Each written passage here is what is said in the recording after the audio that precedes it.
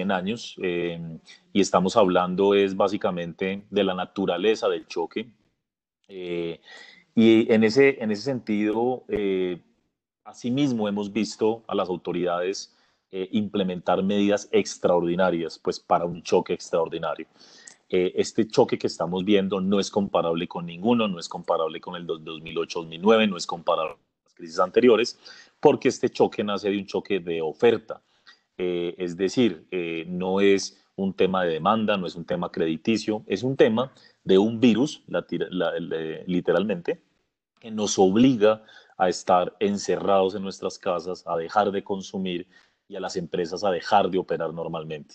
Entonces, esto no se va a arreglar con las medidas típicas, y en ese orden de ideas las autoridades han sido bastante proactivas, implementando medidas incluso que van más allá de lo que vimos en el 2008-2009, como lo anunció ayer la misma Reserva Federal. Partiendo de eso, pues quiero decir abiertamente que eh, está demostrado, y básicamente es algo que nos enseñan desde el principio de la carrera de finanzas, es que las crisis terminan usualmente por donde empiezan. Y por tanto, mientras no tengamos que la expansión del COVID se disminuye y las empresas y personas podemos ir volviendo gradualmente a la normalidad, pues difícilmente vamos a ver tranquilidad en los mercados y en la economía. Entonces, lo primero que hay que solucionar en realidad es el tema del virus y cuidar la salud de absolutamente todo el mundo para que después la salud económica llegue a los países. En la primera lámina, nosotros tenemos comparación de lo que fue el último virus.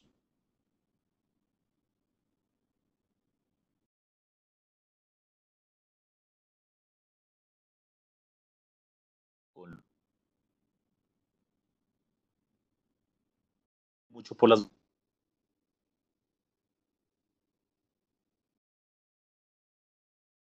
Y eso se explica donde dice China, en la mitad de la tabla. eh, China hoy representa una quinta parte del PIB global, cuando en el año 2003 representaba alrededor del 9%, lo que implica que cualquier cosa que pase en China actualmente, pues naturalmente amplifica su efecto. Y en ese orden de ideas, eh, existe la posibilidad de que en la medida en que China poco a poco vaya recuperando su actividad económica, hoy se conoce que ya la ciudad, pues donde comenzó todo en China, va a empezar a operar normalmente, gradualmente, de manera gradual, van a empezar a abrir nuevamente la ciudad. Es posible que poco a poco después de eso, si todo sale bien, veamos una recuperación de la economía.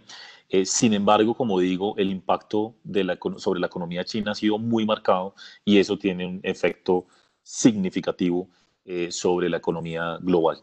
Ahora, vale la pena destacar de esa tabla también que la duración del SARS en el año 2003 fue más o menos 8 meses, y por eso es que la mayor parte del mercado de los inversionistas, de los economistas, pensamos en la posibilidad de que ya a partir de mitad de año las cosas empiecen a normalizarse. Digamos que en ese sentido, el escenario base de la mayor parte de inversionistas y analistas a nivel mundial es el de una contracción muy severa de la actividad económica de aquí a mayo, en la medida pues, que no estamos operando normalmente, y ya a partir de junio poco a poco empieza a volver la normalidad.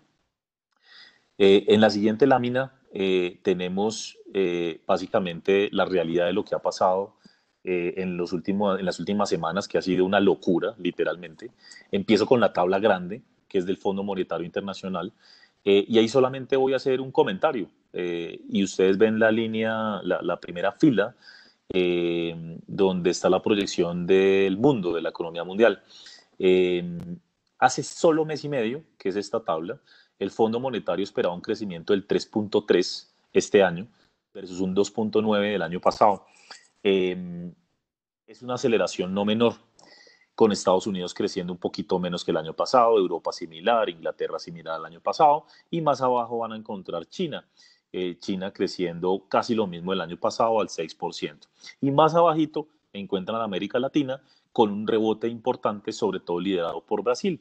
Y en general se esperaba que muchas economías de la región mostraran una recuperación, incluyendo México, incluyendo Perú. No era el caso de Chile, por ejemplo, pero sí para la mayor parte de economías. Esto solamente tiene mes y medio. La gráfica de la arriba, la tabla de la derecha arriba, muestra la proyección solo hace 3 semanas del crecimiento chino de los principales bancos de inversión. Y ustedes pueden ver que hace solo 3 semanas se decía, no, este impacto solamente va a ser de unas 5 décimas, por mucho un punto de menor crecimiento en China.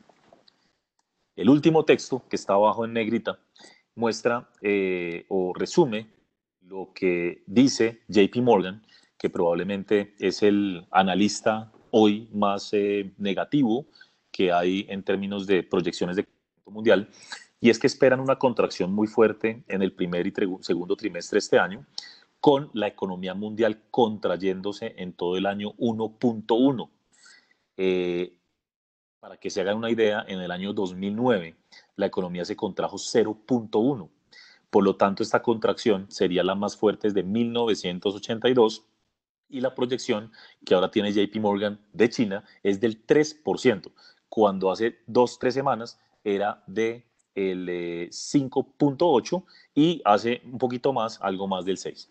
Entonces, la realidad es que todo lo que uno escribe o piensa hoy se está desactualizando casi que a los 5 minutos, ¿no? Esa es la realidad, porque en la medida en que vamos conociendo cómo actúa el virus y sobre todo cómo responden las autoridades, pues empezamos a tener más evidencia de por dónde pueden venir los efectos sobre la economía mundial. Entonces, la verdad es que es muy difícil hacer proyecciones en este ambiente y yo les confieso, y se lo he contado a todo el mundo con el que he hablado, que hace una semana yo tenía listo el texto de proyecciones actualizado para Chile para este año y básicamente lo estoy reescribiendo absolutamente todo. Entonces, esa es la realidad porque cada día tenemos una noticia y un evento diferente. En la gráfica, en la lámina 4, la siguiente, podemos ver la encuesta de Bank of America que nosotros monitoreamos. Algunos de ustedes con los que he tenido la posibilidad de reunirme conocen que monitoreamos mucho esta encuesta que se le hace a más de 200 gestores de portafolio a nivel mundial. Definitivamente la gráfica a la izquierda pues muestra los principales riesgos que ve el mercado actualmente y pues es evidente que el coronavirus se lleva los votos, la mayoría de ellos, y después viene lo que denomina el mercado como potencia de la política monetaria. eh, Le preocupan las elecciones de Estados Unidos y está el tema de burbuja de renta fija. Entonces, me quiero enfocar en el segundo y el cuarto, porque esto no es nuevo. Si uno mira presentaciones nuestras de los últimos 12 meses, en algún punto del año siempre aparece la impotencia de la política monetaria como un factor de alto riesgo y por otro lado aparece la potencial estallido de la burbuja de renta fija. Lo cierto es que por un lado el mercado está testeando la eficiencia, efectividad de las medidas monetarias de los bancos centrales. El temor que ha habido durante todo este tiempo es que una vez ya en tasas cero negativas en Europa o en Asia, si venía una crisis, ¿cómo se iba a responder y si había herramientas? Bueno, pues los bancos centrales están haciendo todo lo que está a su alcance para evitar una crisis financiera, eh, pero el mercado está testeando eso. Sigue con el temor de que no es suficiente, ¿no? Y que en el 2008-2009 pues veníamos de tasas de interés mucho más altas, no se había implementado tanta inyección de liquidez y ahora pues hoy por hoy ya estamos inundados de liquidez, tasas al cero negativas y la pregunta es si esto va a funcionar. Entonces eso le preocupa al mercado y es por eso que a pesar de tanta medida, pues hemos seguido con tanta volatilidad y comportamientos negativos en general de los mercados, pues con la excepción de hoy, que ahorita haré referencia a eso. Y lo de la burbuja de renta fija, la realidad es que eso lleva muchísimo tiempo. Cada tanto, cada año aparece como uno de los principales riesgos y aparece cuando se incrementa la aversión al riesgo. ¿Por qué? Porque durante muchos años hemos tenido tasas de interés extraordinariamente bajas que siempre han llevado a cuestionar si es que esas tasas responden a los fundamentales de las economías y de las compañías o realmente solo a excesos de liquidez. Entonces, claro, no es una coincidencia que lo que más ha caído en el mundo, se llama desvalorizado, son los títulos high yield, los de alto riesgo.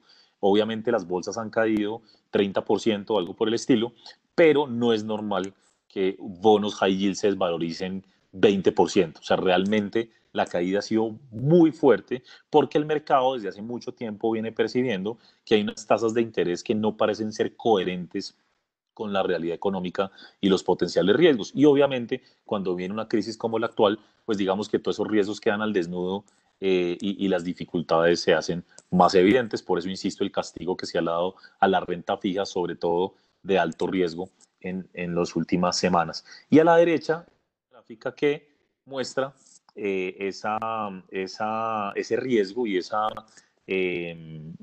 temor que tienen los inversionistas sobre el elevado apalancamiento corporativo. Si ustedes se dan cuenta, muchos inversionistas creen que el exceso de apalancamiento, digamos, es un riesgo grande y por eso, insisto, hay hoy por hoy una sensación de pesimismo, si se quiere decir, sobre lo que puede pasar con las compañías, sobre todo pequeñas y medianas de baja calidad crediticia, además, porque pues estamos hablando efectivamente de que la economía global se detuvo por un momento y los ingresos no van a llegar a muchas de estas compañías. Entonces, la pregunta es si las autoridades van a ser capaces pues, de evitar que las compañías en general tengan problemas de pago. Por eso todos conocemos que las medidas han estado más dirigidas a los bancos lograr dar periodos de gracia, posponer pagos de créditos, negociar con proveedores, las empresas, etcétera, etcétera. Digamos que hacia allá nos vamos moviendo porque las compañías están muy apalancadas y van a dejar de percibir ingreso en el corto plazo. Una de las para mí, digamos, y en esta crisis, el foco de atención corporativo han sido las aerolíneas, ¿no? Y yo simplemente hago un comentario o un análisis muy simple, y es pensemos en el ratio más famoso de endeudamiento, que es el deuda-EBITDA. Esa deuda es alta de por sí, seguramente sigue aumentando hacia adelante porque les van a tener que prestar plata, y el EBITDA puede converger a cero en los próximos meses, ¿no? Mientras los aviones están parqueados literalmente alrededor del mundo. Ese es un ejemplo, pero así vienen muchos más. Entonces, esa es una de las preocupaciones que tiene el mercado y por eso gran parte de las medidas de los bancos centrales y los gobiernos han ido dirigidas a evitar que las empresas pequeñas y medianas tengan problemas de impago y hacer todo lo necesario para que puedan operar mientras las ventas pues no van a estar por lo menos en el ritmo de semanas o meses anteriores. Y hay otro riesgo ahí de la gráfica a la izquierda, que son las elecciones presidenciales. Ahí sí no me detengo, simplemente decirles que, como todo, cada vez que hay un periodo electoral, eso genera riesgos, genera temores de lo que puede venir hacia adelante. Y pues obviamente es posible que la situación actual se le esté complicando y bastante a Donald Trump, que esperaba tener una economía bollante, un mercado accionario elevado en precios hacia octubre, noviembre. Eso pues por ahora pareciera que no fuera a suceder. Y lo cierto es que, sin detenerme mucho en esto, las cifras que están llegando de contagiados en Nueva York superan y con creces lo que está pasando en Italia como proporción por cada millón de habitantes. Entonces he hablado con un par de personas que viven en Estados Unidos y me dicen que la situación no se está manejando para nada bien. Y bueno, ese es un tema que vale la pena mencionar si puede tener un efecto hacia adelante en elecciones. La siguiente lámina, en la 5, muestro simplemente unos comentarios de la posibilidad de recesión en Estados Unidos. La verdad que esta ha sido muy volátil en lo reciente. La probabilidad de recesión en Estados Unidos se había disminuido significativamente tras el acuerdo parcial comercial con China, pero pues lo de hoy ya se vuelve una anécdota, la verdad, lo del tema comercial, y ahora la pregunta es si el estancamiento de la actividad productiva en el corto plazo va a meter o no a Estados Unidos en una recesión.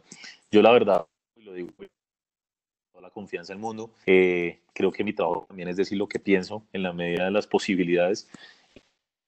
En este momento hay muchos casos, proyecciones económicas donde realmente no son proyecciones sino apuestas, ¿sí? Y les confieso que yo he visto, hay quienes dicen que Estados Unidos va a crecer 1, como el 1, ¿sí? por ciento este año. Entonces, la verdad, hasta que no se decante la situación, pues realmente va a ser imposible determinar el impacto agregado que hay sobre la economía. Ayer el miembro de la Fed, James Bullard, dio un dato que dejó a todo el mundo frío, y es que la tasa de desempleo en Estados Unidos podría alcanzar el próximo mes 30%, ¿sí? ¿Y eso por qué pasa? Porque pues, las encuestas le preguntan a la gente, ¿usted la semana pasada o lo que sea trabajó al menos 2 horas? Y pues la respuesta de mucha gente, sobre todo trabajadores independientes e informales, va a ser no. Entonces eso va a contar como desempleo. La verdad es que esto es histórico, entonces no sabemos exactamente inclusive cómo se va a medir el desempleo en ese orden de ideas. Pero lo cierto es que la probabilidad de recesión en Estados Unidos se ha aumentado, por eso la Reserva Federal actúa anticipadamente y ya ayer la Reserva Federal llegó al punto de inyectar tanta liquidez como es posible, aún más que lo inyectado 2008-2009. Le quitó el techo, el límite a la potencial inyección de liquidez la Reserva Federal. O sea, lo que vamos a tener hacia adelante es aún más liquidez de lo que vimos en el 2009, lo cual pues es impresionante, y eso eventualmente pues debería ir fluyendo poco a poco hacia el sistema. En la siguiente lámina muestro la realidad de lo que está pasando con las tasas de interés y cómo seguimos teniendo trillones y trillones de dólares de títulos soberanos en particular con tasa de interés negativa, con yield negativo, pero hay algunas empresas que estaban rentando negativo antes de la crisis. Eh, Aquí yo me detengo un segundo para comentarles que nuestra hipótesis durante ya cerca de 7 años, un poco menos, ha sido que los fundamentales de las empresas y las economías no necesariamente se estaban viendo reflejados en los activos de riesgo. Nosotros llevamos, como les digo, varios años diciendo que realmente lo que había venido sosteniendo en buena parte los activos, acciones, bonos, monedas, etcétera, era los excesos de liquidez. El hecho de que grandes fondos de inversión en el mundo, fondos de pensiones, aseguradoras, pensemos en el caso europeo, todos los días ven incrementar su pasivo pensional o de seguros, etcétera. Y por otro lado, solo tienen como alternativa de activo refugio y meter la plata al negativo, a rentar negativo. Realmente eso no es sostenible para absolutamente nadie.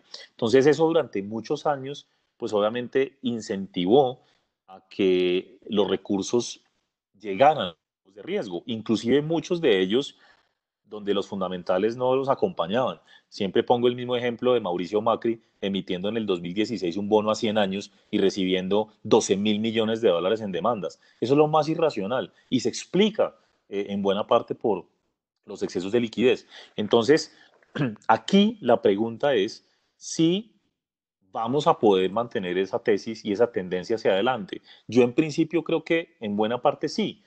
Los fondos de inversión, los bancos, las aseguradoras están recibiendo cada vez más liquidez. O sea, lo del 2009 va a quedar como una anécdota frente a la liquidez que van a recibir estas entidades en los próximos meses. Y la pregunta es a dónde se va a ir ese dinero.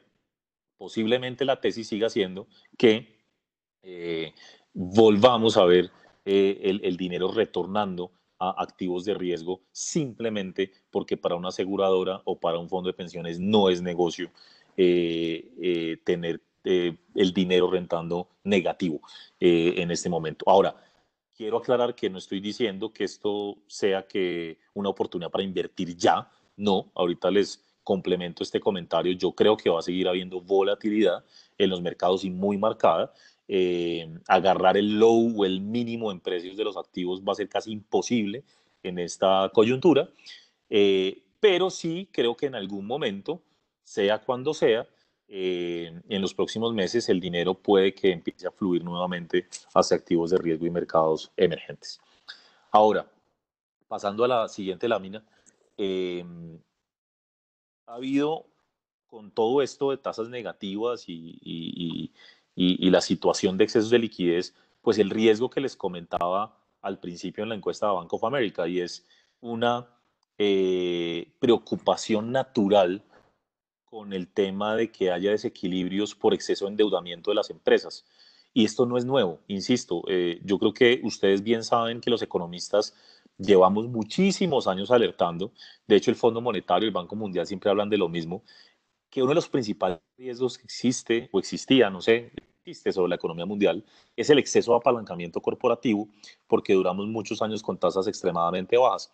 Esta lámina, yo digo que es la lámina que muestra el endeudamiento corporativo, pero con esperanza, es decir, con una visión algo favorable. Si ustedes se dan cuenta en la gráfica a la izquierda, efectivamente el endeudamiento corporativo a nivel mundial se ha disparado desde la crisis, pero cuando uno excluye China, la verdad es que el endeudamiento ha permanecido incluso relativamente estable frente al pico del 2009. Entonces, digo que eso puede generar algo de optimismo, porque todos sabemos que China es China, que el gobierno chino tiene poderes sobre el sistema financiero, lo controla, que tiene los recursos para hacer frente a crisis. Entonces, de ahí es donde uno podría llegar a pensar que en la medida en que el endeudamiento está enfocado más en China, o el crecimiento del endeudamiento más en China que en otras latitudes, pues digamos que podríamos estar menos expuestos en la medida en que el gobierno chino haría hasta lo imposible por evitar un riesgo sistémico y una crisis financiera.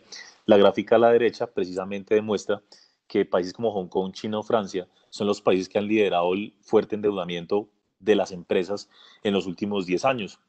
Y en ese orden de ideas probablemente no haya tanto riesgo, ¿no? Esa es la parte donde uno podría tratar de ser optimista hacia adelante, de que es controlable por parte de las autoridades cualquier potencial riesgo que pueda haber de estos corporates que están muy endeudados. Dicho lo anterior, paso a la siguiente página. También tenemos que reconocer que lamentablemente el mercado no aprende, o sea, nosotros no aprendemos de los errores, y no digo nosotros como compañía ni como personas, no, el mundo no aprende. Ustedes recuerden que la crisis del 2008 fue la crisis subprime, que nació de unos bonos que se le, perdón, de un crédito que se le otorgaba a personas, a individuos hipotecarios, personas sin historial crediticio o con muy mal historial crediticio, que se empaquetaron, se volvieron unos derivados que al final terminaron comprando los bancos comerciales creyendo que eso nunca iba a explotar, que porque la probabilidad de impago era pequeña, porque eran muchos créditos dentro de un mismo título, ¿no? Bueno, pues lamentablemente han nacido los primos hermanos de los títulos subprime, que se llaman CLOs, que son los Collateralized Leverage Loans, CLOs. La verdad no hay mucha información al respecto. Las únicas dos entidades que han hecho algo sobre esto son el BIS y el Banco de Inglaterra. No hay mucha información porque no es información oficial, porque es difícil de rastrear y porque puede que haya mucha de estos títulos fuera de los balances de los bancos nuevamente. ¿Qué son leverage loans? Otra vez son los primos hermanos de los subprime. Es crédito dado, pero a empresas de muy mala calidad crediticia. La mayoría de ellos están enfocados en títulos, perdón, en compañías high yield sin ningún tipo de restricción. Es decir, normalmente cuando se le hace un crédito a una compañía o una compañía pone un bono para que se desembolse el dinero o para el pago del crédito, usualmente se ponen unas condiciones financieras que debe cumplir la compañía. En el caso de los leverage loans, no hay condiciones, es decir, es completamente flexible. Entonces, bueno, se empezaron a colocar esos créditos hace varios años en Estados Unidos y en el mundo desarrollado y los volvieron a empaquetar. Por eso se llama collateralized. Son titularizaciones y la gráfica a la izquierda muestra quién los tiene. Básicamente, la mayoría están nuevamente en poder de los bancos comerciales alrededor del mundo y podría haber más de esto por fuera del balance que no se puede rastrear. ¿Cuánto vale este mercado? Pues vale la mitad de lo que vale el mercado high yield del mundo desarrollado, de bonos high yield, que quiere decir que vale bastante y es bastante relevante. El monto actual de bonos high yield del mundo desarrollado llega a 1.5 trillions y estamos hablando que el de leverage loans a mitad del año pasado, porque no hay más información actualizada, 3.2, o sea, el doble. Y en ese orden de ideas, este es un riesgo material que existe. Por eso, si ustedes me preguntan el mercado por qué ha reaccionado así tan rápido, tan negativo, porque yo creo que todos sabemos que esto existe, que esto es un riesgo. Esto no es nuevo. La mano la levantó hace 2 años el Banco de Inglaterra diciendo, ojo con estos activos. Es decir, todos sabemos que esto existe. Lo que pasa es que, primero, nadie piensa qué puede hacer explotar, digamos, el problema. Pero por otro lado, también siempre existe la esperanza de que las medidas adoptadas por los bancos centrales y los gobiernos sean efectivas para evitar un problema. Entonces, fíjense que acá, de nuevo, no es coincidencia que los bancos centrales y los gobiernos estén enfocados en proveer de liquidez a las empresas. ¿Sí?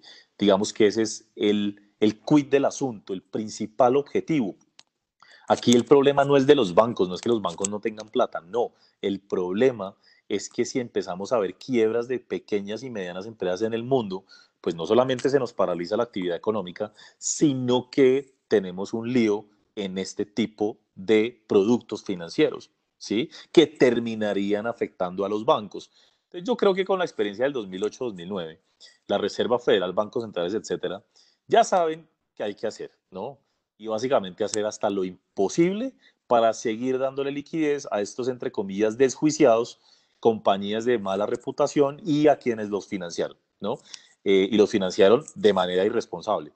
Entonces, por eso, la Reserva Federal, insisto, ya ha dado unas medidas absurdas, o sea, absurdas en el sentido de que parecen irreales, pero lo de ayer indica que la Reserva Federal va a proveer de financiamiento a estudiantes y a personas directamente. O sea, eso realmente ya es una locura.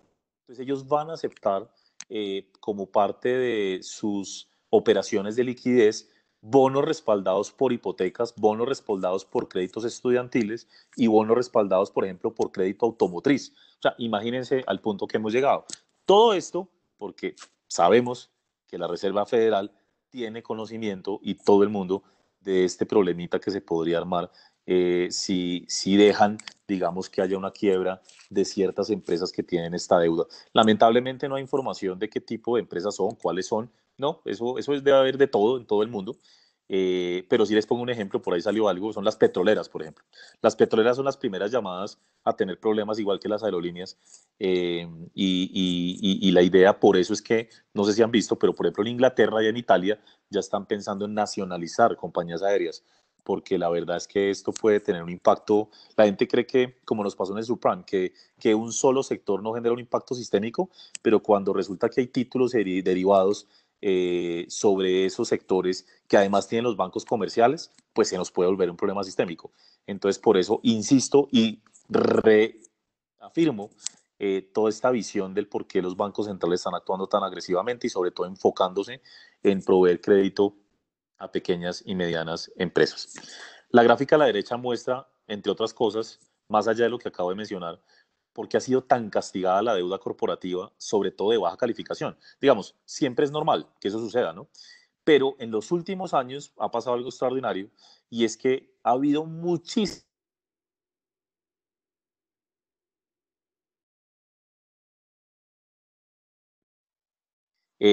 compañías de calificación. Eh, el asunto es que en cuando hay crisis, es muy probable que muchas compañías pierdan el grado de inversión, que estas que están en triple B pasen a ser doble B, lo que se denomina Fallen Angels.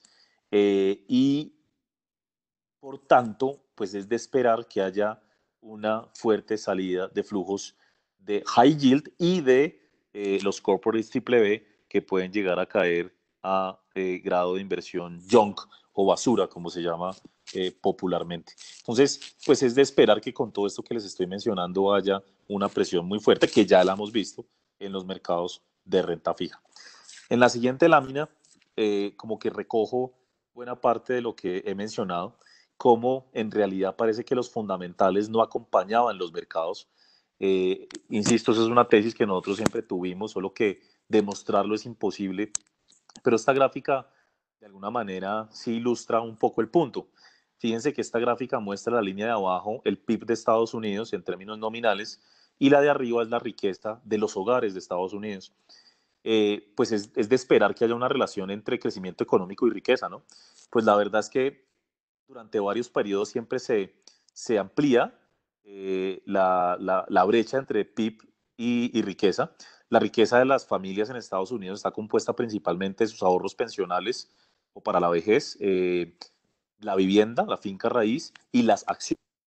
Entonces, miren cómo en el 2008 se amplió, la crisis llevó a una fuerte caída de esa riqueza, vía acciones, caída en precios de vivienda, etcétera, y ya después el mercado vuelve a reaccionar. Nosotros volvimos a tener una brecha similar a la de la crisis del 2008 en el 2014 y se siguió ampliando, ampliando, ampliando. Entonces, de alguna manera, lo que yo les podría decir desde el punto de vista netamente de economista es que lo que está pasando ahora también es hasta, entre comillas, saludable para los mercados, porque estábamos teniendo excesos de apalancamiento. O sea, la única forma, de alguna manera, de explicar cómo la riqueza puede ser tan alta cuando el PIB no crece o no crece tanto, es apalancamiento, apalancamiento, apalancamiento. O sea, al final todo esto tiene que ver con el apalancamiento. Entonces, esto ya está cayendo. Nuestros cálculos iniciales es que la riqueza ha caído un 20% en las últimas semanas y eso va a ayudar a que el mercado poco a poco se limpie. La pregunta es cuándo volver a comprar acciones en Estados Unidos. Probablemente todavía no, pero en la medida en que caiga y se reduzca como estos excesos, pues va a ser positivo de manera estructural. Ahora les hago una acotación que me parece bien relevante. Fíjense cuando la brecha entre PIB y riqueza fue la misma del 2008, en el 2014. Eso quiere decir, y ha pasado, que hay economistas que llevan 6 o 7 años diciendo, ojo, cuidado, cuidado, cuidado, cuidado, cuidado, el mercado no da más, el mercado no da más, y la verdad es que dio 6 años más. Entonces también es cierto, otra vez, que la economía es una cosa, los fundamentales son una cosa y los mercados son otra. ¿Qué sostuvo o ha sostenido tanto tiempo los activos? La liquidez. La liquidez la sostuvo y llevó a unos niveles de apalancamiento que algún día iban a tratar de reversarse, es lo que estamos viendo. Pues nunca imaginamos que fuera un virus, literalmente, el que fuera a contagiar a toda la economía y los mercados. Pero en general, también hay un punto y es, entonces dos puntos más bien. Uno, es saludable lo que está pasando. Dos, ser negativo en los mercados realmente no es negocio en el mediano y largo plazo, ¿no? Porque el que estuvo negativo se perdió un rally básicamente de 6 años. Pasemos dos láminas, porfa, a la 11. La gráfica a la izquierda básicamente lo que muestra es presiones de liquidez en el sistema interbancario en el mundo desarrollado. Y ustedes ven que hubo un salto impresionante hace un par de semanas y de ahí la actuación rápida de la Reserva Federal que ya ha logrado bajar esas tasas. O sea, al final lo que importa en realidad es que el crédito fluya o el dinero fluya, que nadie tenga problemas de dinero. Y bueno, vamos a ver si alcanza el dinero, ¿no? Pues el dinero es casi infinito, pero la pregunta es si le llega a los que les debe llegar. La gráfica de la derecha muestra los balances de los principales bancos centrales del mundo y lo que esperamos es que esto, como les decía antes, llegue a niveles sin precedentes. Vamos a la lámina 12, ya para ir poco a poco cerrando la parte internacional. Eh, lo que les puedo decir acá es que, bueno, esto es de JP Morgan y estoy tomando el más negativo. Yo quiero en este caso tomar el escenario más pesimista que, como les decía, es el de JP Morgan. Y aún así, siendo negativo, fíjense cómo en la tabla o en la gráfica, cualquiera que quieran ver, eh, se esperan 2 trimestres muy fuertes de contracción económica, pero en el tercer trimestre ya se espera un rebote, ¿no? Y el rebote tampoco es normal, es un rebote significativo. Entonces, en ese sentido, pues todos estamos apostando, yo a veces digo, no sé si es pensar con el deseo, espero que no, que ya a partir de mitad de año empecemos a ver algo más normal. Ahora, que esto rebote de manera significativa en el tercer trimestre no quiere decir que se evite la recesión, porque 2 trimestres negativos ya es recesión y porque es muy poco probable que lo que nosotros y ustedes como empresarios, que son muchos de ustedes, saben que yo no voy a vender el doble, no haber vendido un mes, no voy a vender el doble el siguiente mes. Entonces uno no puede recuperar lo perdido realmente. Por lo tanto, es muy difícil que el mundo pueda pasar de contraerse en el primer semestre a crecer tanto en el segundo que lleguemos a tener un dato de PIB total positivo en el año. Eso es muy poco probable, pero sí deberíamos esperar una recuperación relativamente rápida de la economía mundial. Pongo ahí en el título de esa lámina lo que les dije al principio. Las crisis terminan por donde empiezan. Esperemos que hacia mitad de año, entre otras cosas por la mejora en el clima, el verano en Estados Unidos y Europa empiece a moderar tanto el contagio como pues ya los efectos del COVID. Eh, y finalizo la parte internacional con la lámina 13, la siguiente, y esto es básicamente para quedar atónitos. Nosotros lo vimos la semana pasada, nos dimos cuenta de esto y es de verdad increíble. Yo digo, yo siempre tengo algo de optimismo en general en la vida y en todo y digo, pues aquí lo que hay que pensar es que si salimos de esta, que estoy seguro que vamos a salir, y vamos a tener muchas cosas que contar y vamos a haber aprendido cosas que nadie nunca en la humanidad, por lo menos que viva hoy, ha visto. Y una es esta de acá es increíble.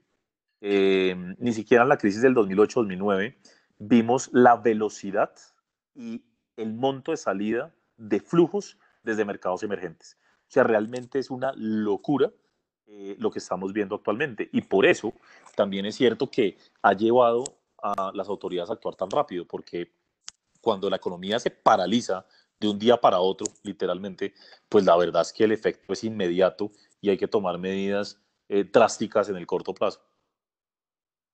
En ese orden de ideas, pues uno también podría pensar que se están generando oportunidades y yo soy un convencido de eso.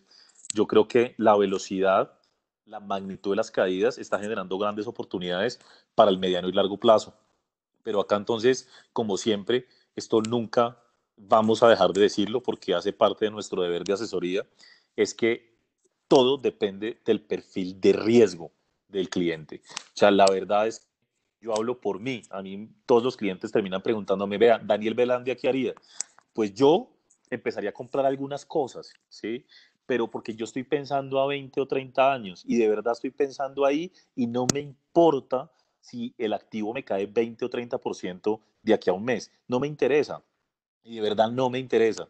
Y digo que de verdad, porque no sé si a alguno le caiga el guante y me disculpo por eso, pero nosotros sabemos y conocemos muchos clientes y amigos que son inversionistas de largo plazo hasta que el activo cae 20%, ¿no? Ahí ya empiezan, se les cambió el perfil. La verdad es que hay que pensar en eso. Aquí tratar de agarrar el low, el mínimo del precio del activo es imposible, imposible. Devuélvanse 3 semanas. El que ha tratado de agarrar el low se ha equivocado sistemáticamente y ha perdido desde ese momento 20 o 15%. ¿Sí? Entonces, todo depende del perfil de riesgo. Hay acciones, hay commodities, hay cosas, hay bonos que están pagando unas tasas que no veíamos hace 10, 12 años. Hay cosas que están generando una oportunidad importante de mediano y largo plazo. Pero si alguien está pensando a 6 meses, yo le diría que no descarto ver mejores niveles de precios en las próximas semanas. Ya hemos visto varias veces lo que estamos viendo hoy, de mercado subiendo 8 o 9% y al otro día cae 15%. ¿Sí? Entonces, hasta que no haya un verdadero cambio de tendencia, el mercado nos lo irá diciendo y nosotros en nuestro deber de asesoría lo iremos informando. Digamos que no es conveniente entrar en este momento al mercado, a no ser, insisto, que el perfil de riesgo sea de bastante largo plazo. Ahora, que se están generando oportunidades es evidente y esas gráficas lo demuestran. ¿Qué nos dice la teoría? Y más que la teoría, la experiencia y la evidencia empírica. En momentos como el actual, la renta fija es lo más importante, es lo más valioso. Renta fija de corto plazo, máximo 3 años, en buenos emisores con alta calidad crediticia. Eso es lo que más se recomienda en momentos como el actual, sin desconocer, insisto, acciones que pueden dar fruto en el largo plazo.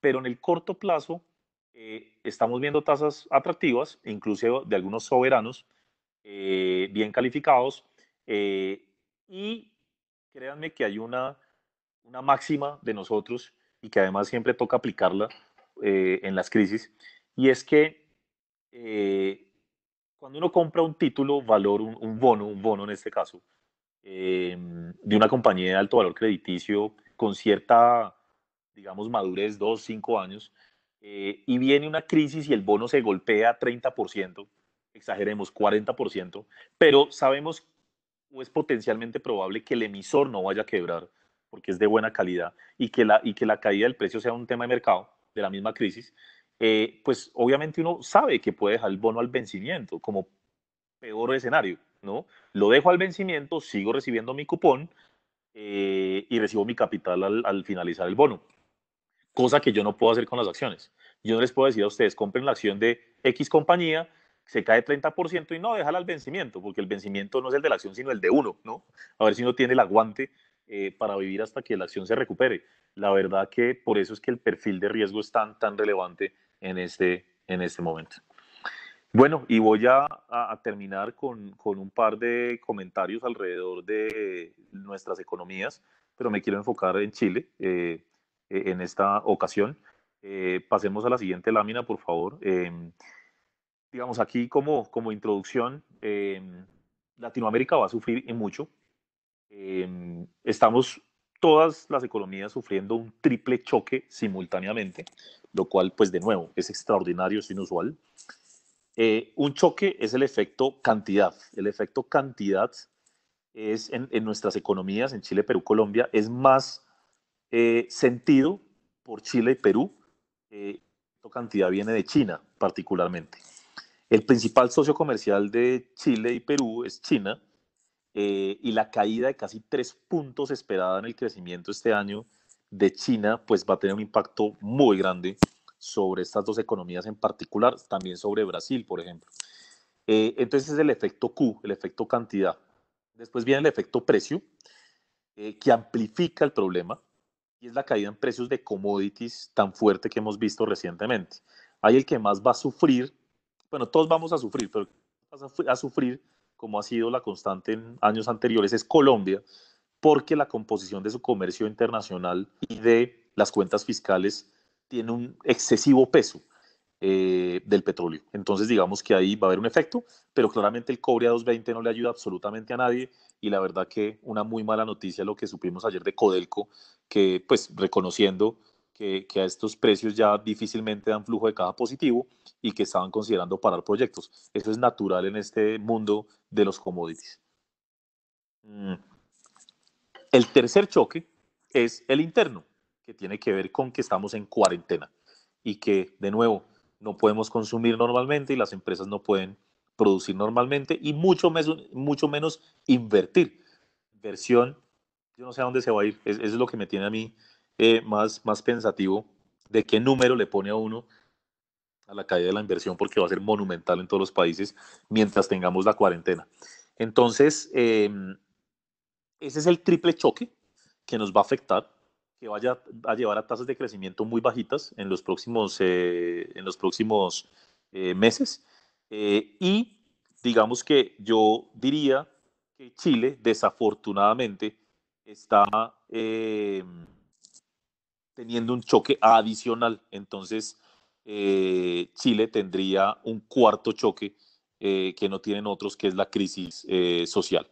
Entonces, en ese orden de ideas, eh, nosotros estamos, digámoslo, considerando todos estos choques simultáneamente. El primero lo pongo en la siguiente tabla, en la siguiente lámina. El primero es el efecto de una caída del 20% sobre la economía chilena. En esto me quiero concentrar solo en Chile. Lo de Colombia y Perú se los vamos a dejar, les enviamos la presentación. Son efectos bastante similares en todos los países, a decir verdad.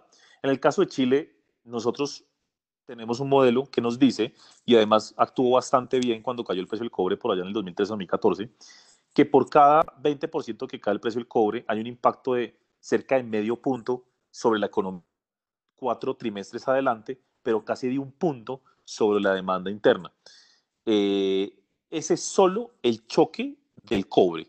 Eso ya lleva implícito caída en precio y parcialmente, pues por supuesto, la caída de la demanda del cobre como tal por la desaceleración económica. En Perú nos sale algo muy similar y en el caso de Colombia, pues lo que hacemos es estimar el impacto de una caída del $10 en el precio del petróleo, pero es que el petróleo ha caído $30, ¿no?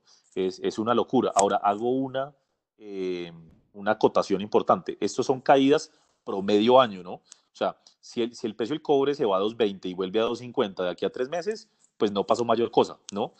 Hay un impacto, pero mucho más modesto. El tema aquí es si se nos queda 20% abajo promedio versus el estimativo inicial.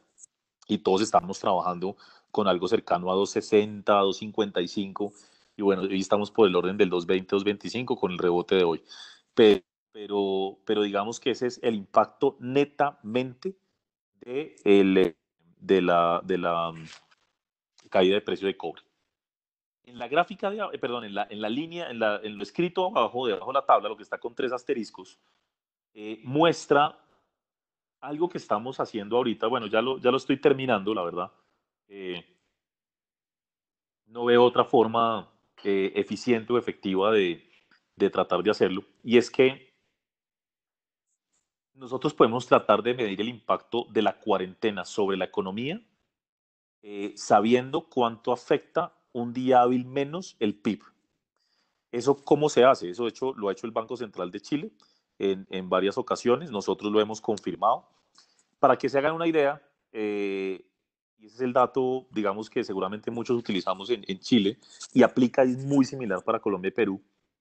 5 días hábiles menos en un año, 5 días hábiles es 2 décimas menos de crecimiento. ¿Sí? Eh, y aquí estamos hablando de que seguramente tengamos de 1 a 2 meses la economía funcionando ni siquiera a media máquina, sino menos que eso. Pongámosle un mes. Si uno asume que es un mes, estamos hablando de 20 días. Hay 4 periodos de 5 días ahí, es decir, me da 8 décimas de menor crecimiento en el año por la cuarentena.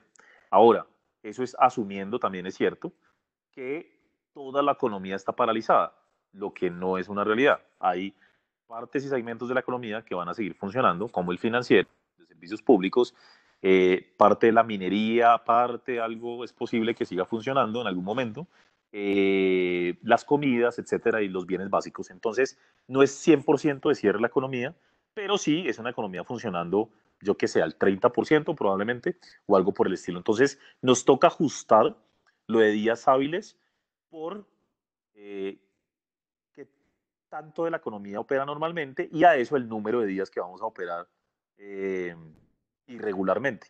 No es fácil, por eso es que las proyecciones cambian todo el tiempo, porque si a mí me cierran la economía un día más, pues es 4 décimas menos de crecimiento en el IMASEC de ese mes.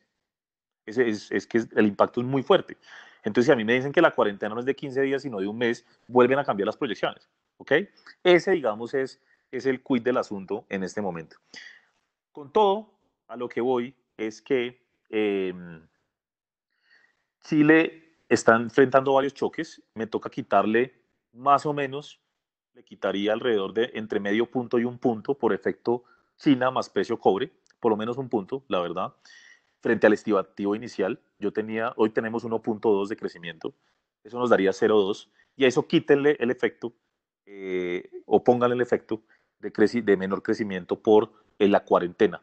Entonces, lo que nos está dando es un crecimiento, se los adelanto porque no es oficial, lo estoy eh, refinando y es posible que lo cambiemos, digamos, vamos a publicar el reporte de actualización de proyecciones la próxima semana. Entonces, a nosotros nos da algo como -0.5, -0.7 de crecimiento en Chile este año. Pero de nuevo, lo vamos a refinar hacia adelante y la verdad es que pues Chile ya venía en una situación compleja y por lo tanto el colchón era muy pequeño, muy, muy pequeño. Y de hecho ahí les hago la comparación. Perú venía de crecer el 2, mientras que Chile el 1.1 el año pasado, y con el 2.2 de Perú nos está dando casi cero el crecimiento en Perú, así como van las cosas. Eh, Colombia veniendo de 3.3 de crecimiento nos está dando algo entre 0 y 1. Y Chile venía del 1, entonces pues es natural que sea negativo, ¿no? O sea que casi como que nos está dando que el efecto es de unos 2 puntos totales en el acumulado frente al crecimiento del año anterior. Por eso llegamos a 0 en un caso, al 1 en el otro y al -1 en el otro. Esa es la realidad. Ahora, estos son datos que les doy muy anticipadamente. Vamos a estar revisando eso todos los días. Créanme que le meto número, modelo a esto, a ver qué más se nos ocurre para tratar de saber exactamente el impacto de la situación.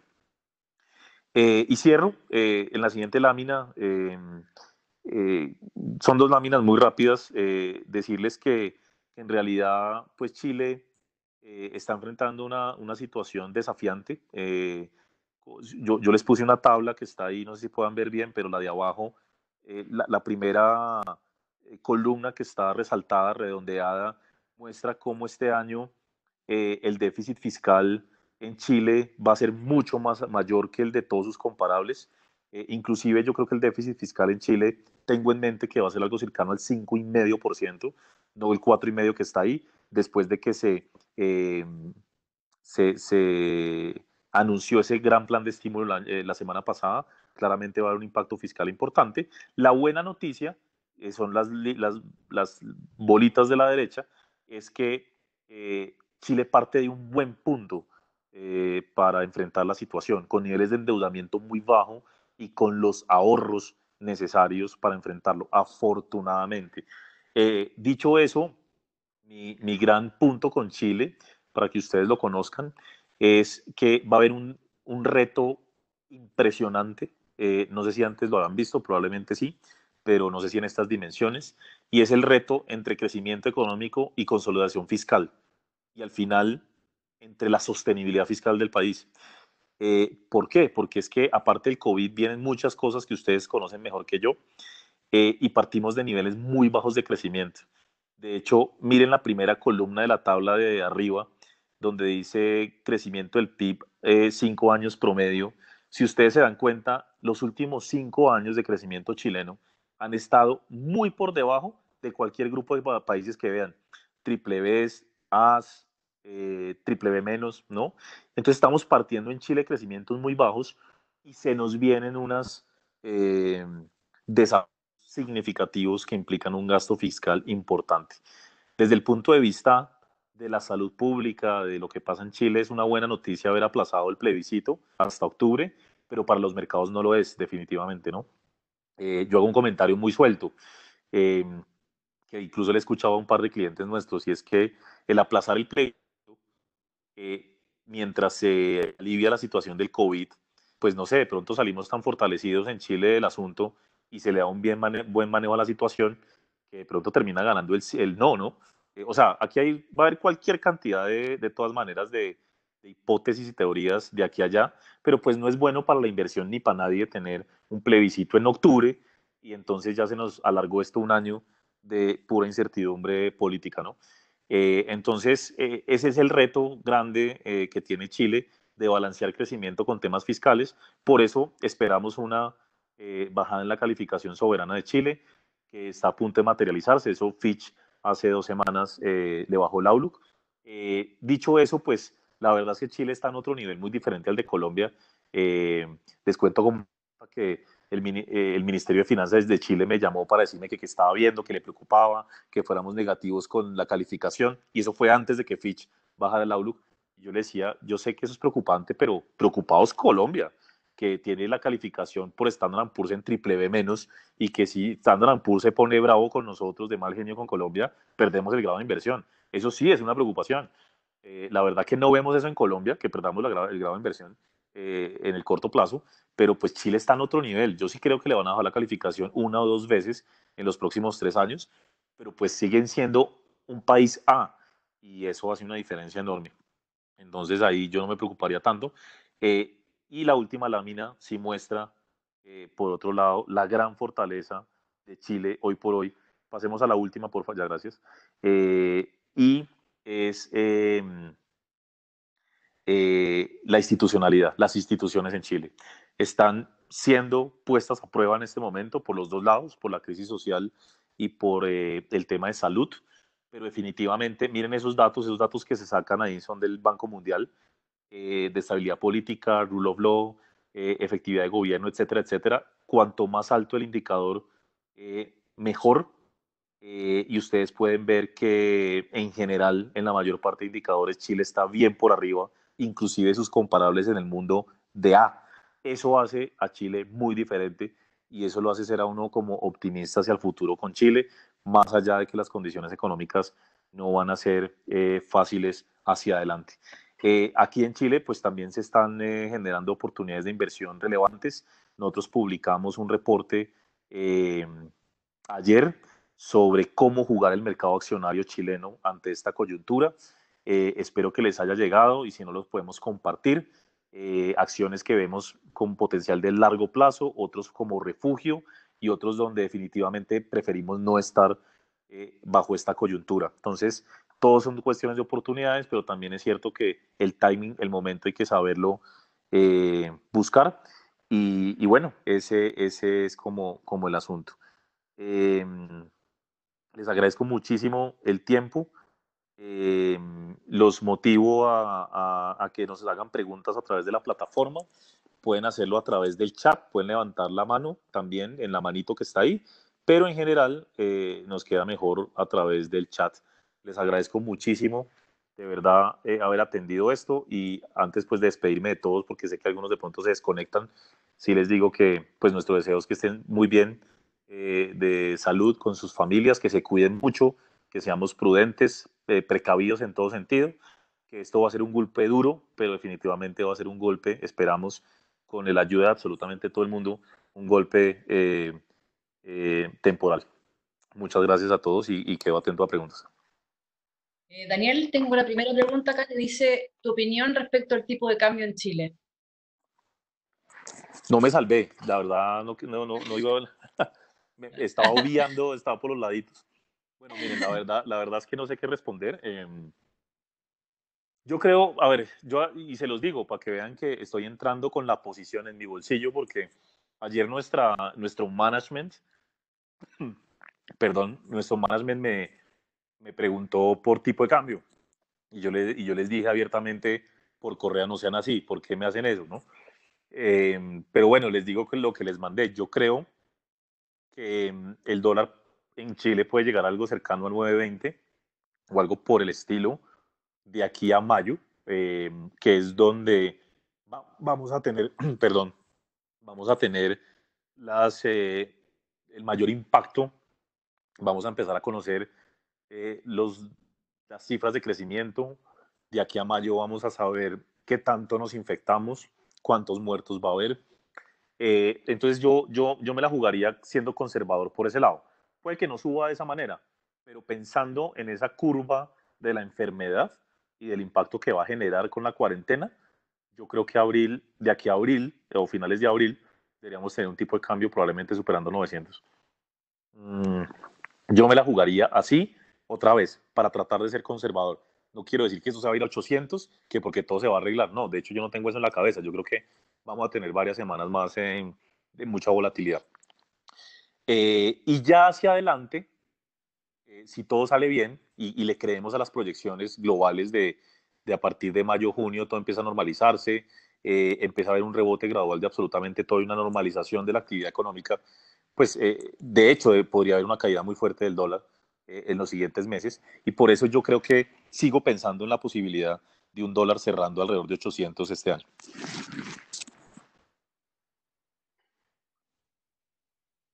Eso es. Aquí tengo otra pregunta. Dice, gracias. Si dices que no es minuto de entrar al mercado, entonces es un minuto para salir, ¿o no? Otra vez, depende del perfil de riesgo, pero es de ese tipo de preguntas, o más bien no de preguntas, de situaciones, la actual, donde realmente moverse para cualquier lado es un riesgo. Porque el mercado ya ha caído significativamente. Mm, y yo creo que las oportunidades están ahí. Si yo le digo a un cliente, por ejemplo, que está perdiendo una acción 30% y le digo salte, y mañana rebota, creo que va a ser responsabilidad mía.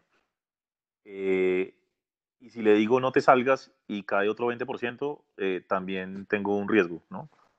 Entonces, en realidad, todo depende de qué posición tengo y del perfil. Si yo soy de largo plazo y tengo una buena inversión en términos de la calidad crediticia, no me saldría. Por eso hice tanto énfasis en eso.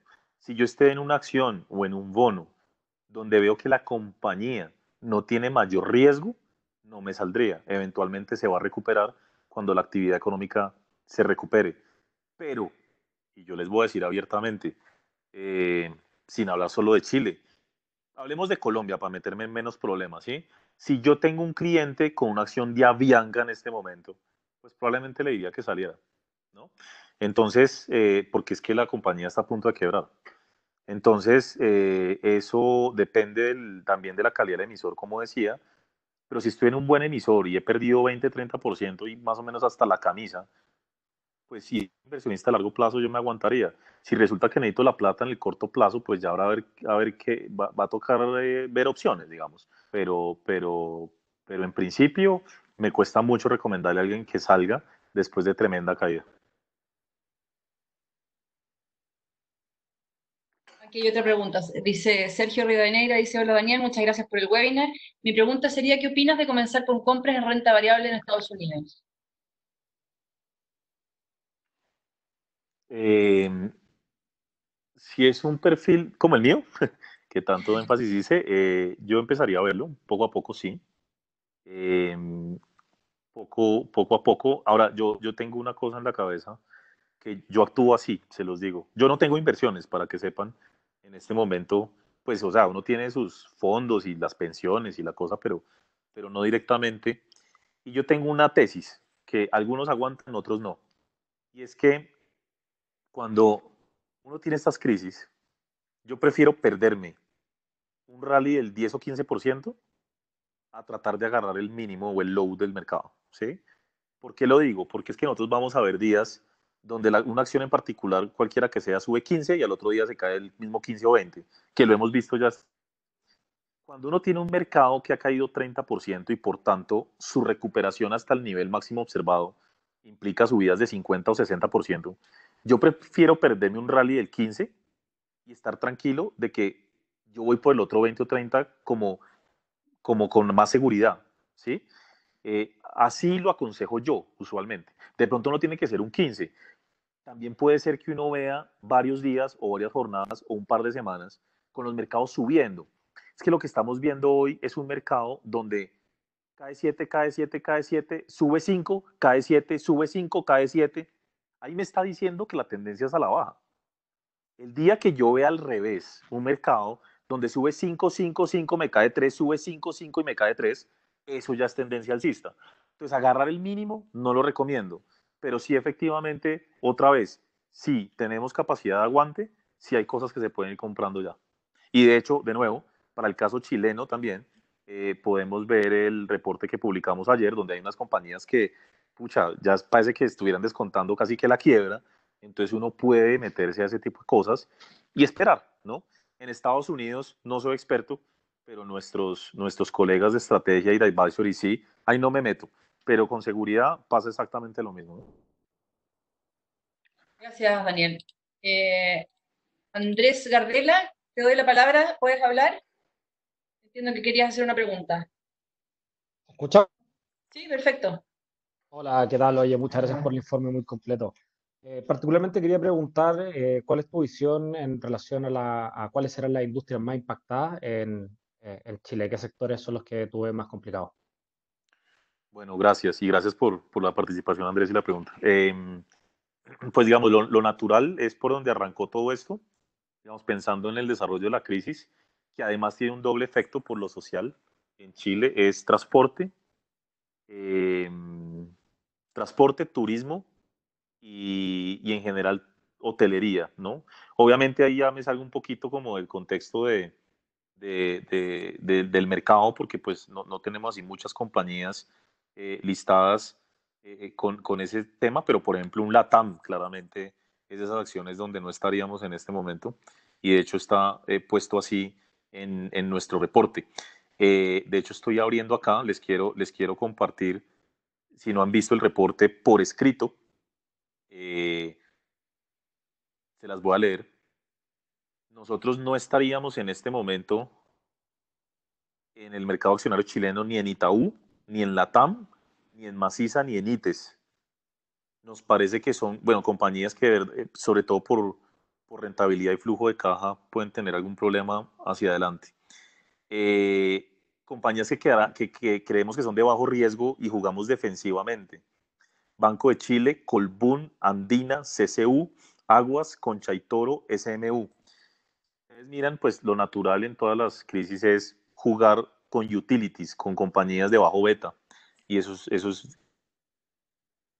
y compañías que lucen muy descontadas y que creemos que son una oportunidad de largo plazo, sin descartar caídas adicionales.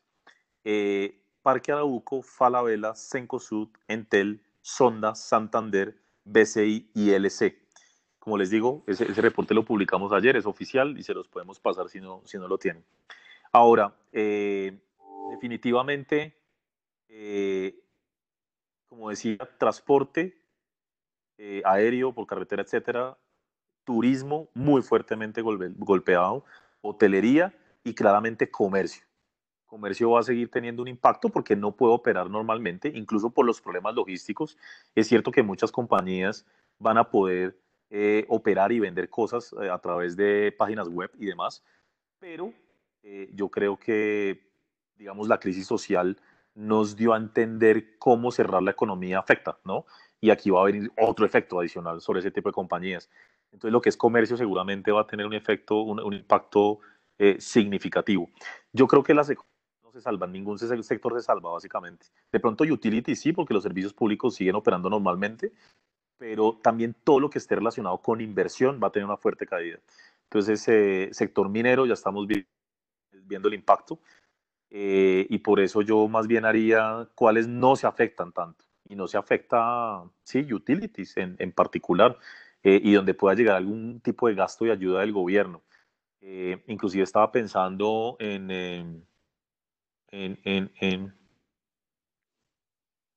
no, en el caso de bancos sí está uno mucho más tranquilo, ¿no? Porque los bancos siguen operando, como les digo. Si uno se pone a ver los sectores que usualmente siguen operando en cuarentena, pues son utilities, servicios públicos y bancos. Entonces yo estaría ahí. Al otro que estaba pensando que va a ser muy castigado, pues es construcción, ¿no? O sea, al final, toda la construcción pública, carreteras, etcétera, solo se va a terminar haciendo el mantenimiento. Pero no grandes proyectos, los grandes proyectos se van a paralizar. Entonces, no, realmente son pocos los sectores que se salvan. Los más afectados fueron los que dije al principio, de turismo y demás, y los que menos deberían ser estos de utility, servicios públicos y probablemente bancos, aunque los bancos pues también van a tener un impacto obviamente en la medida en que se les va a subir la cartera en mora, van a tener que hacer más provisiones, etcétera, pero por lo menos uno también sabe que los bancos cuentan con el respaldo del gobierno y del Banco Central. Le voy a dar la palabra a Ian Filippi, que quería preguntar algo. Ian, ¿me escuchas? Sí, no, perdón, y mandé una pregunta, pero era igual a la de Andrea, así que estoy bien. Perfecto. Nicolás Viver, ¿también tenías una pregunta? Nicolás. Te leo otra mientras porque parece que no nos Me escucha. salvé.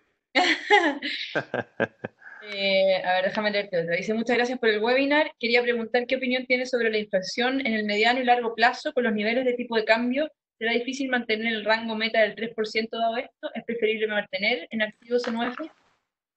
Cada vez que me preguntan algo, me generan más dudas de todo, porque sí, es la realidad, es la realidad. Inclusive, yo esto lo discuto mucho con colegas y gente que trabaja en el gobierno y en las entidades de estadística. Hay cosas que no entendemos cómo se van a medir, ¿sí? Digamos, lo que ustedes van a ver con seguridad es un impacto importante en precios de alimentos, por especulación, lo que ustedes quieran, la mayor demanda. Muchas compras se están anticipando, por supuesto, la gente cree que el mundo se va a acabar, que esto parece una guerra y no lo es. Eso es una guerra, sí, pero no mundial, digamos militar. Entonces hay gente que se esconde y compra todo como para un mes, como si no pudieran pedir un domicilio. Y eso nos está pasando en todas partes. Entonces el acaparamiento de productos está llevando a un incremento en precios importante. En Colombia ya lo estamos viendo, en Chile seguramente lo vamos a ver. Y a eso sumémosle pues el traspaso del tipo de cambio. Entonces es muy posible que tengamos un incremento importante de la inflación en el muy corto plazo, pero por otro lado, eh, el colapso de los precios del petróleo va a llevar a una fuerte caída de los combustibles y eso compensa en una parte no menor el otro efecto. Entonces eso también hay que monitorearlo. Entonces en el neto hay un incremento, pero se tiende a contrarrestar con los precios de las bencinas.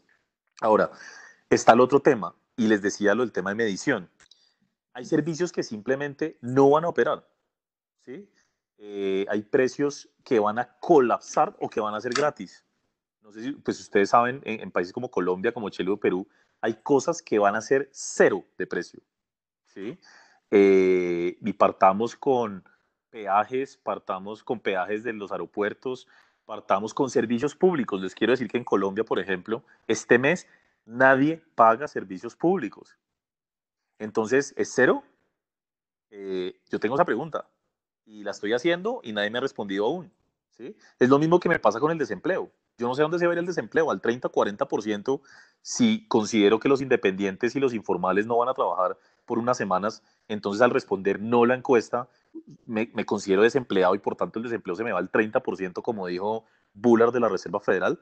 No sé, no sé. Se vuelve un tema de medición. La lógica me dice que vamos a tener mayor inflación por unos 2 o 3 meses, pero que después el colapso de la demanda interna, y discúlpeme la palabra agresiva de colapso, pero es colapso, o sea, nadie está comprando, va a llevar a que los precios empiecen a caer nuevamente.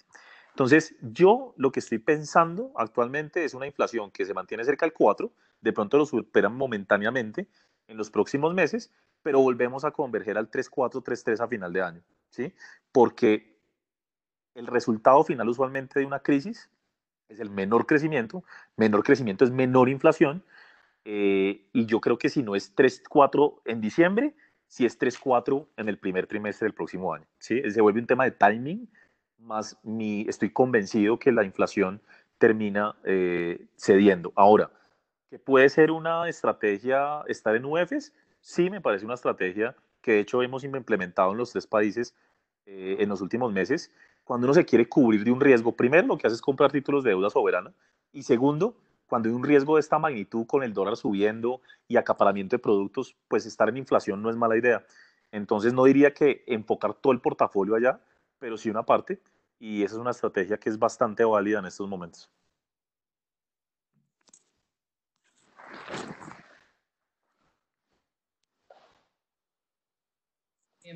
Nicolás Vives, ¿tienes una pregunta? Sí, hola. ¿Cómo se escucha bien? Sí, perfecto. Perfecto. Sí. Hola Daniel, ¿cómo estás? Muchas gracias por la presentación, No, gracias muy a ti. clara. Gracias. Yo tengo una preguntita respecto, igual algo la respondiste hace un par de preguntas anteriores, acerca de la small cap. En Chile, en un perfil más bien conservador, la exposición que hoy día tú recomiendas estar, estando adentro hace 2, 3 años atrás, cuando estaban en buenos precios esos papeles. Hoy día con una exposición alrededor del 7-8% de tu portafolio, ¿cuál es tu visión al corto, mediano y largo plazo? Porque ahí, por lo que se ve, son muchos golpes que le ha llegado a Chile, tanto internos como externos. Entonces, ¿cuál es tu visión en estos papeles? Pues mira, yo ahí la verdad le transferiría la pregunta al que está aquí en el call, pero podemos armar incluso se me ocurre armar un webinar al respecto de solo acciones chilenas, porque yo creo que eso toca mirarlo cosa por cosa, entidad por entidad.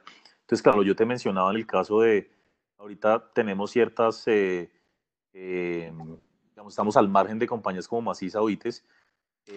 Claro que Maciza ayer tuvo una noticia positiva, pero el punto es que nosotros hicimos un escenario de estrés sobre cuántos meses pueden tener todas las compañías con la caja actual sin tener problemas de pago, ¿sí? Entonces las compañías pequeñas pueden tener ese inconveniente. Lo que pasa es que por el otro lado, también es cierto, es una realidad, uno esperaría que las medidas de las autoridades y de los bancos centrales estén dirigidas a evitar que este tipo de compañías tengan inconvenientes, ¿no? Y se abren las líneas de crédito y yo qué sé. Entonces, yo creo que van a ser muy golpeadas y por eso las tenemos ahí como fuera, ¿sí? Pero que tú me preguntes que a la vuelta de unos años eso no se esté recuperando, si aguantan, se van a recuperar. Y de hecho las small caps tienden a comportarse mejor en momentos de post-crisis, ¿no? Cuando el mercado se recupera. Pero otra vez, la pregunta es si las compañías eventualmente pueden resistir 2 o 3 meses sin liquidez, o más bien sin liquidez, no, teniendo una X liquidez, pero sabiendo que las ventas se les van a reducir significativamente. Entonces, por ahora, no tenemos dentro del análisis compañías que nos preocupen en términos de potenciales quiebras, para serte honesto, pero sí la presión es tanta sobre algunos nombres, sobre los small caps, que una cosa es estar en cuarentena 2 meses y otro estar 4, por ejemplo. Ya 4 puede volver esto otro mundo. Entonces, yo no te diría que estaría 100% tranquilo en esos nombres, sino que les haría un monitoreo permanente y yo te propongo que inclusive armemos un call con pues, nuestra jefe de Equities, con Carolina Rato, o el head de Equities en Chile, con Tomás, para que te hablen de los nombres puntuales que tienes, porque yo creo que todo depende de cada nombre. Lo demás sí se entiendo ayer, se dio una venta de unos activos, entonces eso ayuda un montón, ¿sí? Entonces también todo depende de qué opciones tienen las compañías para hacer frente a la menor liquidez que les va a llegar. Por ahora, insisto, no me preocupa desde el punto de vista de que vayamos a tener un evento extremo, pero de que son las compañías más castigadas, definitivamente van a ser las más castigadas. Y si salen bien, pues se tendrán a recuperar. Pero yo prefiero que esas preguntas las responda ya nuestro equipo de acciones directamente.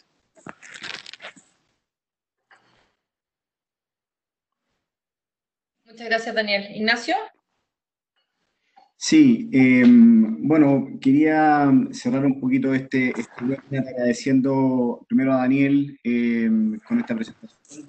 La verdad que ha dado aspectos de la economía internacional, nacional, temas macro, temas micro, temas por sector, view de compañías, precio del tipo cambio. La verdad que nos ha dado un panel de todo un poquito. Así que muchas gracias, Daniel. Y también muchas gracias a cada uno de ustedes, clientes, por estar aquí. Queda claro que esto del COVID-19 está causando estragos en la economía que nos van a llevar seguramente a una recesión en forma certera. Habrá que estar viendo cómo siguen los índices de contagiados, especialmente lo que nos comentaba Daniel de Estados Unidos, en Nueva York. Es preocupante que eso esté controlado y también cómo lo está manejando ahí Trump. Eso me parece que hay que estar mirando. Después me parece también recalcar lo de las oportunidades. Efectivamente, esto está dando oportunidades, pero hay que tener cuidado porque este ajuste puede no haber terminado. Yo también me quedo con ese mensaje de que esto puede seguir cayendo. Entonces aquí lo más importante es quedar pegado al perfil, ¿no es cierto? Quedar pegado al horizonte de inversión y quizás si es que se tiene interés en tomar posiciones, que no sea de manera, en una pura oportunidad, sino que quizás con promedios ir distribuyendo las órdenes de a poco en el tiempo.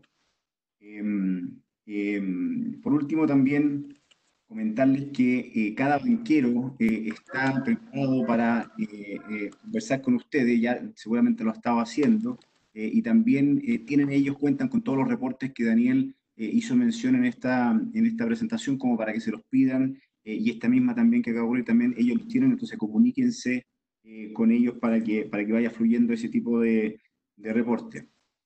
Quiero dejar invitados para el próximo jueves, en 2 días más, tenemos el otro webinar, sería el tercer webinar de esta saga, ¿no es cierto? Donde el tema va a ser ahí tipo cambio y derivado. Y ahí va a estar exponiendo Manuel José Astaburuaga, que es director de trading, y nos va a estar dando un poco una visión respecto del mercado, las trayectorias de mediano y corto plazo para el dólar, bueno, el peso chileno, las tasas, eventualmente otros derivados que puedan ser también de su interés. Vamos a ver si coincide con el 920 de Daniel de aquí a mayo y 800 cerrando el año. Vamos a ver si está igual. Y por último también el webinar de acciones chilenas que va a estar conduciendo Carolina y Tomás. Está proyectado para no este jueves, sino el siguiente. Entre medio vamos a tener a Klaus. Así que voy a estar todos los martes y todos los jueves con distintos webinars, con distintos temas. Eso es por mi parte. Muchas gracias, Ana María, por la organización de esto, y Daniel, y por supuesto a los clientes. Que estén muy bien y muy buenas tardes. Muchas gracias, hasta luego. Un abrazo, chao, gracias. Chao, que estén bien.